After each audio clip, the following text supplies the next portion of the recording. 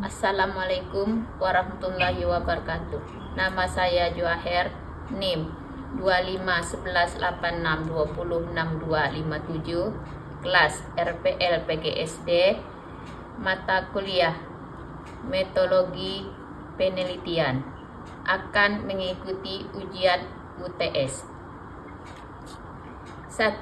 Pengertian penelitian kualitatif dan kuantitatif menurut para ahli adalah sebagai berikut. A. Kualitatif.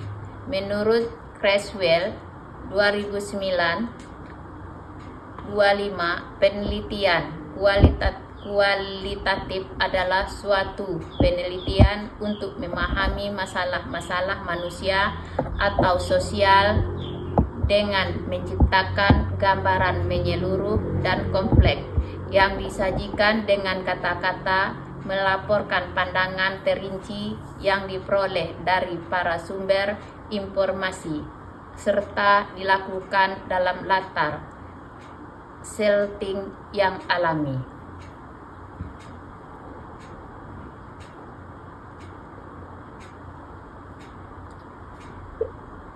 Dua. Menurut Helaluddin 2009-230, penelitian kualitatif merupakan studi penelitian yang mencoba memahami fenomena-fenomena dalam setting dan konteks yang natural sehingga tidak dapat memanipulasi fenomena-fenomena yang dialami. 3. Menurut Bogdan dan Taylor 2011-30, sebagai prosedur penelitian yang menghasilkan data deskriptif berupa kata-kata tertulis atau lisan dari orang-orang dan perilaku yang dapat diamati. B. Kuantitatif.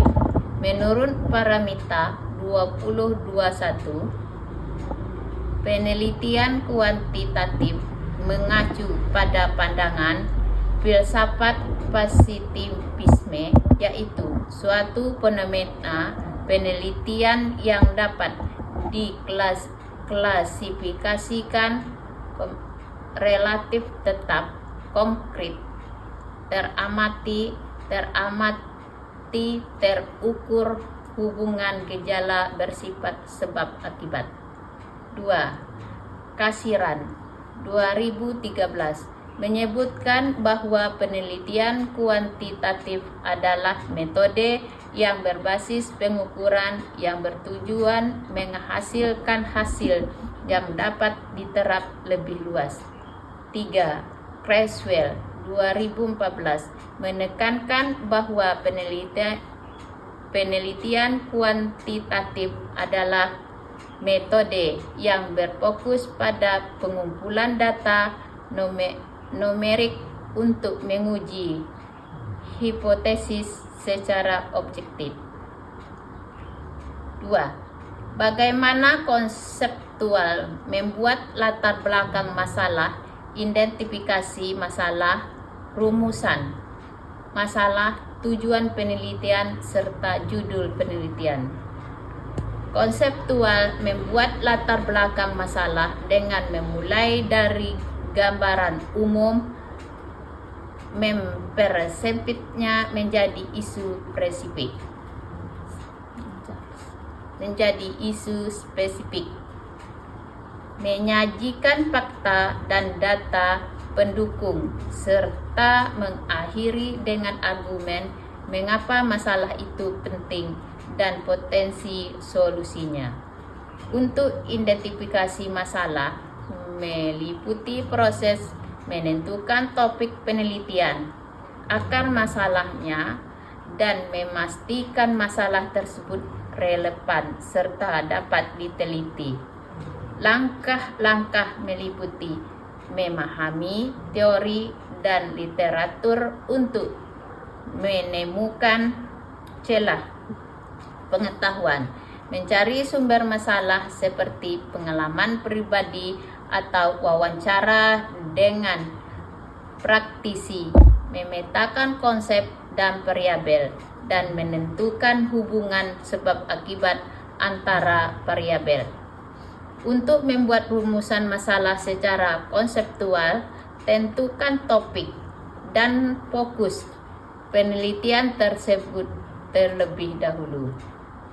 Lalu ubah menjadi pertanyaan yang jelas, spesifik, terukur, dan relevan menggunakan kata tanya seperti apa, bagaimana, atau mengapa. Rumusan masalah harus disajikan secara ringkas, padat, dan jelas agar tidak mengaburkan inti permasalahan yang ingin dijawab melalui penelitian. Untuk membuat judul penelitian secara konseptual, tentukan dulu tema dan topik utama. Lalu lakukan riset pustaka untuk memetakan konsep atau variabel yang terlibat. Setelah itu, rumuskan pernyataan hubungan antara konsep tersebut. Pastikan penelitian memiliki kebaruan, novelty, dan sesuaikan judulnya agar spesifik, jelas, dan ringkas dengan mencakup subjek, objek, serta lokasi penelitian. 3. Jelaskan istilah-istilah berikut: hipotesis, dekrestiona, hipotesis non direksiona, data nomina, data ordina, data interval, dan data rasio. Hipotesis adalah jawaban sementara atau dugaan terdidik terhadap suatu masalah penelitian yang kebenarannya masih perlu diuji secara empiris melalui pengumpulan dan analisis data. Hipotesis dirumuskan berdasarkan landasan teori yang kuat atau temuan penelitian sebelumnya.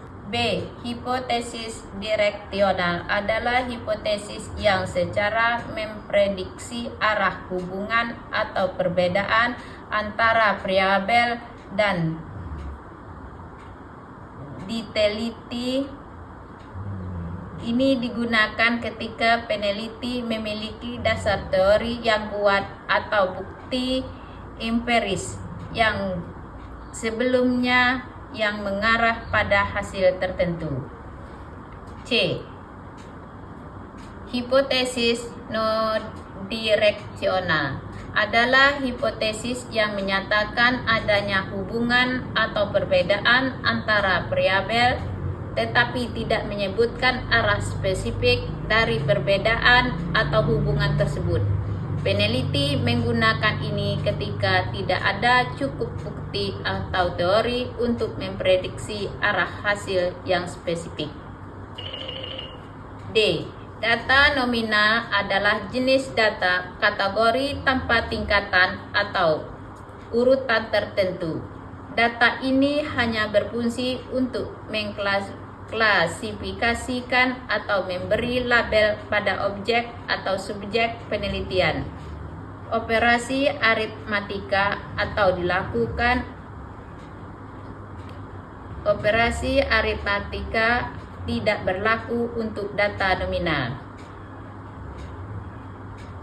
E. Data ordinal adalah data kategori yang memiliki urutan atau peringkat yang bermakna, tetapi perbedaan atau jarak antara kategori tidak beragam atau terukur secara pasti. F.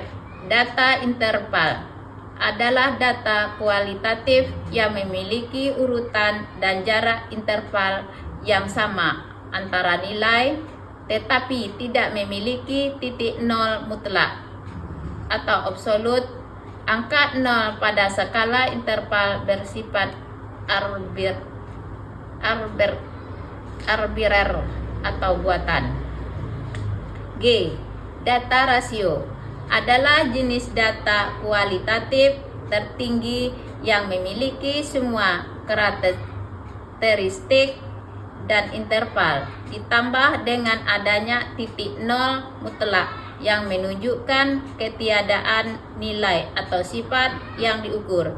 Ini memungkinkan perbandingan rasio atau kali lipat. Demikianlah video UTS saya. Saya tutup dengan wabillahi taufik wa hidayah. Wassalamualaikum warahmatullahi wabarakatuh.